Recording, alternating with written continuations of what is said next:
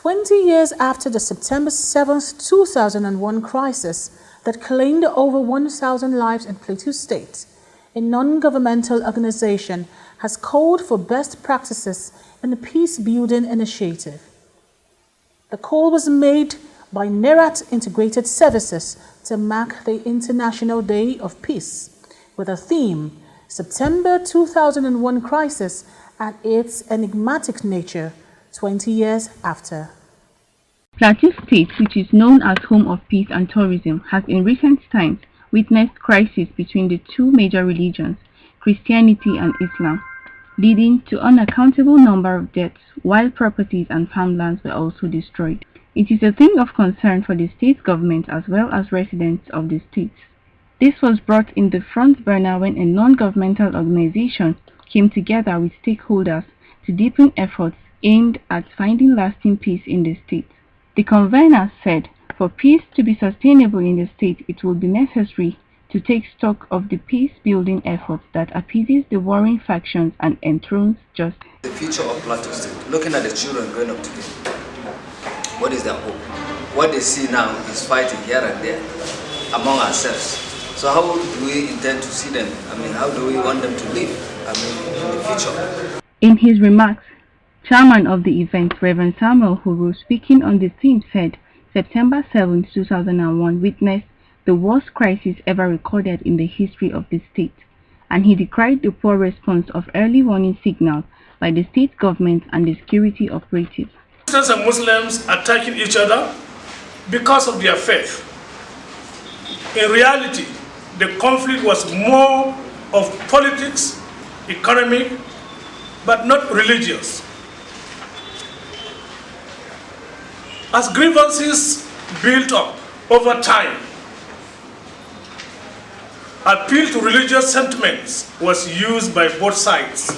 When both sides, I mean Christians and Muslims, to manipulate popular emotions and eventually to inflame the situation to a level where it could no longer be controlled. Likewise, the guest speaker, Barrister Timothy Parlong, in a paper presentation said, when crises erupt in the state, it has ripple effects in other parts of the country because the state is like a miniature Nigeria. Opinion. For peaceful coexistence to be intensified,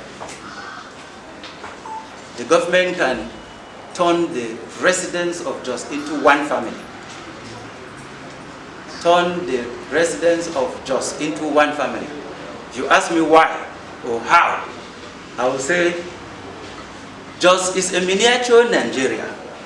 Since it's a miniature Nigeria, every ethnic group existing in Nigeria is at least in Jos. And as they exist in Jos, they have their association, they know themselves, and they have leadership. They have leadership throughout.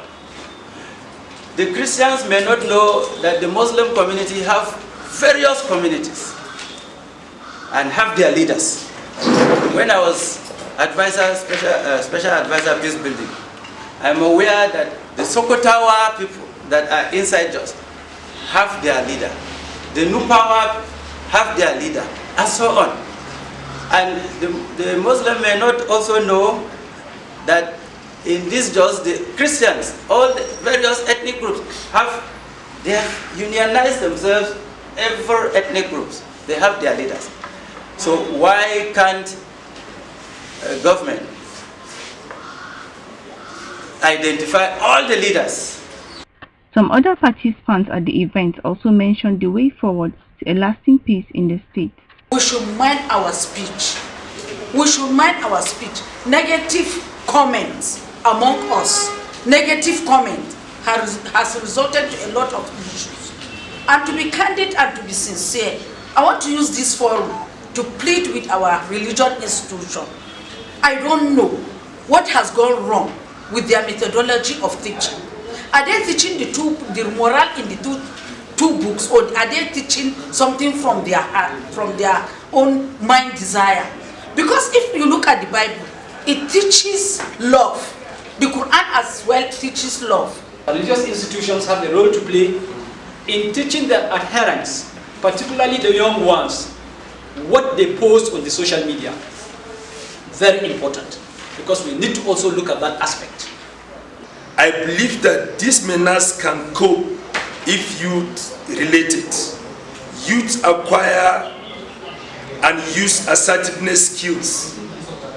Youth develop positive self-concept. Youth do not allow peer group influence. Youth avoid involvement in drug abuse. Home-related. Parents often engage in dialogue with youth. Parents often spend more time with youth. Parents pay attention to career aspiration of youth. Some of the issues raised during the dialogue as being responsible for stirring cycle of violence in the state are blame game, children born after 2001 knowing little or nothing about peace due to their exposure to violence, living in segregated communities, weak response to early warning signals, non-compensation to victims, and non-prosecution of people to serve as deterrents. From Jos, Ladat Kenneth.